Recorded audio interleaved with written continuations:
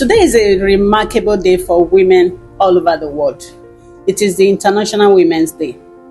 The International Women's Day is a global day set aside celebrating women's social, economic, political, and cultural achievements. It is also a call to action to accelerate gender parity. My name is Joe Bebo. Welcome to Mamaj Aviation TV. Research has proven that the percentage of women in leadership positions in the aviation industry is quite low. Despite these barriers, there are so many women out there who are pushing boundaries, shattering the ceilings, and holding their own at the table. Today, we are going to be meeting one of such women in the aviation industry. My name is Nafisa Tarike Adeniro. I'm the head of safety by Courtney Aviation Services Limited, operator of MNAT. I've been in this safety career for almost 2 decades, and I have expertise in safety management, auditing, capacity development, and risk management as well. I started my career in HR,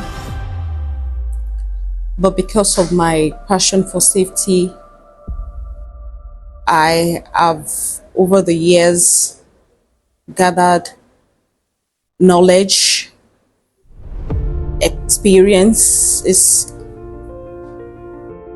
I'm a lead auditor, I'm a trainer, I'm a safety professional, and on top of it, I'm an airport safety professional. Okay, a typical work day for me, usually for me and my team, we usually have our target for the week, which we always put together at the beginning of the week on Monday. We put our target, because we understand the industry, we understand how to manage our risk, we know which of the risks we need to manage closely and which one we need to manage, like intervalling. So what we do is, with the help of our checklist, those are part of the strategy we've put in place.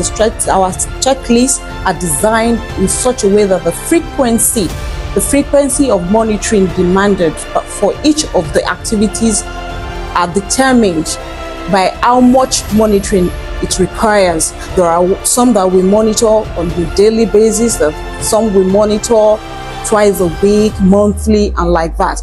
And because safety is the driving force behind every action we take, we plan at the beginning of the week. We have our target based on need. We have our target, then we also we assign people to each responsibilities for the week, and then we ensure that everything each of the team member needs to get the task done is being given. I, as the head of the department, I give support to all my team members. I work at the strategic level.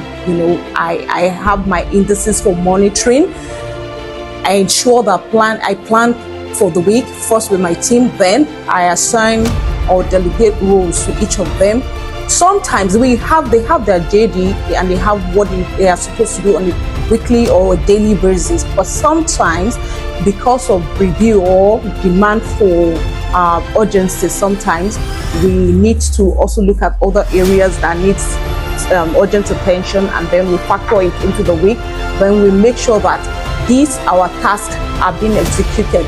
But sometimes, even despite the fact that we plan everything, sometimes we have emergency that takes us out of our plans, because looking at trends of our activities over the year, medical emergency tops our emergency list, and we can have like multiple medical emergencies. This is not what we can actually guide against, because you have sick passengers that are part of our customers that want to fly through the terminal, and they might just be here and they're sick, and then we have to respond to them The good thing about it is that we have emergency plan intact and in place, adequate, which we test sometimes. We've done medical drill in the past, and then we respond swiftly and we try to give the best. And because it's a plan, we have a contingency plan, an SOP that guides that. We know what to do, and over the years we've done very well with that, and we are able to manage all the emergency that comes in between. However, at the end of the week, we go through our activities, review when necessary, we investigate, we also, if there's need for improvement, we'll review, and then we give recommendations and ensure that, one, if it's an incident, if it's the preventable one, we put enough mitigation in place so we don't have a reoccurrence. And if it is the one that we do not have control over, we ensure that our response is improved upon. This is achieved by the regular review that we have, and that's why we see continuous improvement. So we're not stagnant. We will continually improve on what we do. Challenges. Well, at the beginning, I had a lot of my friends told me that safety was more of a man's kind of career, that it requires me. You need to be energetic to be able to do safety. Also, I also got I also got discouraged at one point by friends who think the HR career I started was better for me because it was just perfect for a woman. But because of that passion, my interest in safety, my own personal interest in safety, because I believe that if the safety manager, officer, if they do their job well, the doctor will have less work to do because you have less injury or incident or accidents. Even the lawyer has gotten not so much litigation here and there. You know, I just believe that it's the fundamental way of protecting people's life. It's like a proactive way of keeping people safe. It's a proactive way. You know, the reactive is when it has happened, then the doctor comes in. When there is issue, the lawyer. I just see it as a proactive way of protecting human lives. That's the drive for me. I think I'll be saving a lot of I'll be helping solve the problem from the scratch, from fundamentally, so we don't have so much I'm sorry if it shouldn't have happened. Oh, I don't know. You know, I see myself in the position of like kind of putting a barrier to saying I'm sorry, we should have done this. That's the work of a safety person. Okay, so my most fulfilling moment was when Vision Zero was launched in Nigeria, Lagos, Nigeria, and I was one of the speaker. I was asked to do a paper presentation, which I did, and in attendance with so many dignitaries from all over Nigeria. And in attendance then was Badabi Almila. It was the one that even handed the award over to me. I looked at myself that from my humble beginning, I was able to find a voice in a gathering like that. I was very happy. That gave me so much hope and encouragement. It taught me, I was able to know that no matter how hidden you are, people will always find you and fish you out. And that was the beginning. That was one of those moments that propelled me to go further. If my personal goal aligns with my professional goals, and my life goal is to raise a total child, which is not far from what I do. And this can be best explained under the SDG goals, the 17 SDG goals. And if every woman would want to have a balanced life or a sustainable life, I mean, sustainable in the sense that being happy today and in future, she must balance her work-life thing that has also helped me to achieve that is family support, is my support system. It doesn't matter sometimes for you, for people, it's different things. But for me, I think I have that good family support. I have my support system, you know. I won't lie to you, at the beginning of it, it wasn't as easy as this, but because of the support system, I was able to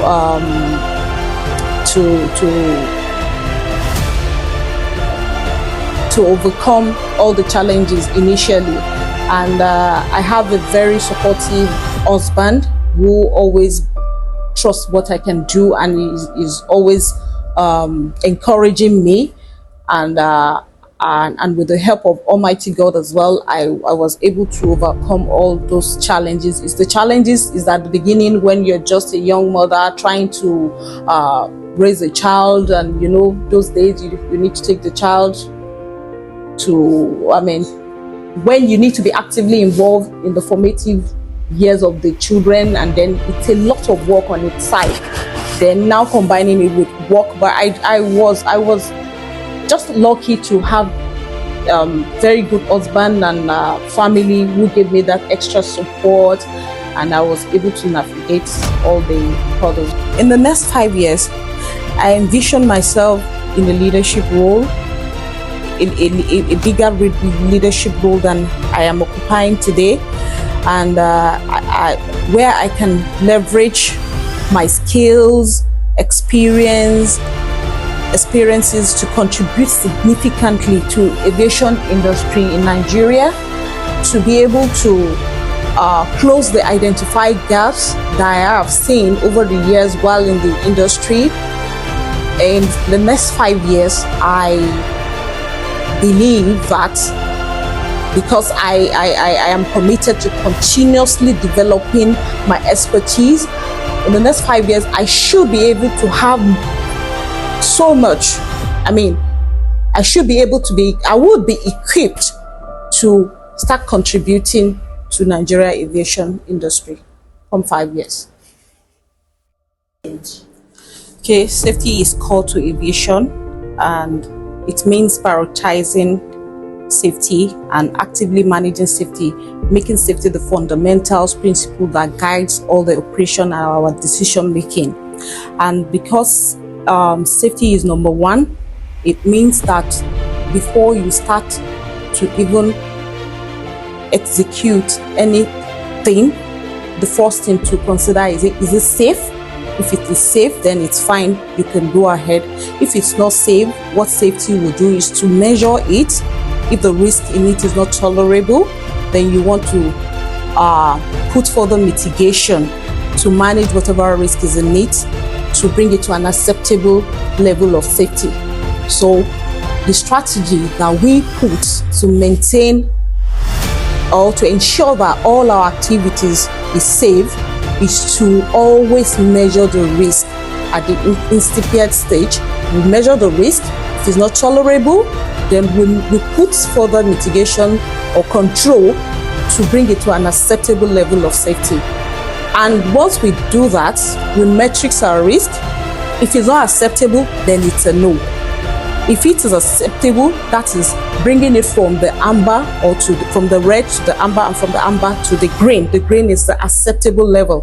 Those are the strategy we put. We manage, we monitor, we manage, we put mitigation, and make sure that all our activities are brought to an acceptable level of safety. Talking about the SDG goals, if you look at goal 5.1, it's a call to action. It's actually a call to action to break gender discrimination and to develop progress. it's actually a urge to action to unlock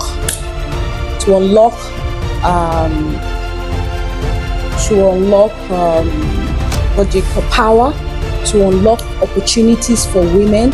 And he's saying there's an aspect of it that is saying no to gender discrimination.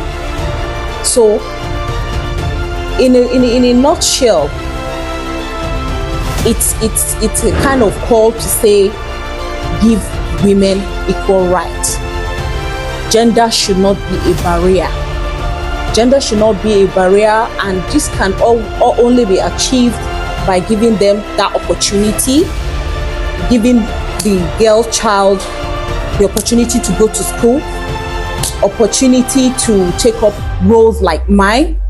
Not saying, because I know in the past I've gone for interviews and they'll say, oh, a woman. Most of the time you see that if we are like 15 or 10, maybe only 1 or 2 ladies you find in an interview for this role. So the team is just right to say don't discriminate, give everybody that right. If we can do it, and if you look around, whatever role women, because by birth we are managers. An average, I mean, every woman is a manager. You are born to manage. Start managing from the home. You know, we multitask. You have the children. You have so many things. I mean, if a woman can successfully manage the home front, it's just a small start. It's a small beginning to start. I mean, every woman is a leader by birth. That's what I'm trying to say, because if you handle the home front, you are close to being a manager, because I mean, the roles and everything that a woman does, it's so much, and it's sometimes complex. Think about the pregnancy, having the 1, children, 2, 3, and all of that. I mean, when women are given opportunities, they excel and they do very well. Look around you. You can tell this is true. There's no limitation for women. The young girls, ladies out there, I want you to know that there's nothing you cannot achieve. Once you are focused, you have passion, you put your mind to whatever you intend to achieve, you will be able to achieve it. Well, for me, I started my career in HR, like I said, and because of my passion to help prevent accidents, I found my way into safety. And I got to this role with my own determination of helping to prevent workplace accident. And I looked at the criteria or the requirement, what it takes for me to be on top of this. And one thing that I will tell you is continuous improvement. Don't stop improving yourself, and do not limit yourself, first of all, by your thoughts, because whatever you believe you can do, you can. Well, this is where we draw the curtain for today's show. I hope you enjoyed today's episode of Mamaj Aviation TV. Thank you for watching. Please remember to follow us on all our social media platforms at Mamaj Aviation TV and Mamaj Aviation Blog. See you again soon. Bye.